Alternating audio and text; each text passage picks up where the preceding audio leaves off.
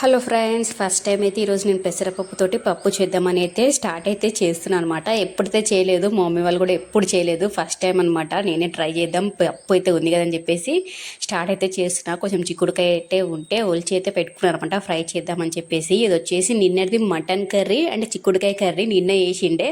Already మా husband పిల్లలు వేడన్నంలో సర్దికూరలు అయితే వేసుకొని తినేసి అయితే వెళ్ళిపోయారు ఎక్కడో అక్కడ. ఇప్పుడైతే నేనైతే ఈ వంటలు అయితే స్టార్ట్ అయితే చేస్తున్నాను అనమాట. సో అయిపోయింది. ఇది వచ్చేసి చిక్కుడుకాయ ఫ్రై అని చెప్పిన కదా, సో అంత ఒలుచుకుంటే కొంచెం వచ్చింది. అది ఎంత వేసినా అంతే వస్తుంది ఫ్రై కాబట్టి. పప్పు అయితే అయిందనమాట. సో పప్పు అయితే ఇట్లయితే అయింది. పప్పు చారులాగా వేసిన, పెసరపప్పు చారులాగా. సో టేస్ట్ అయితే చూస్తున్నాను అనమాట.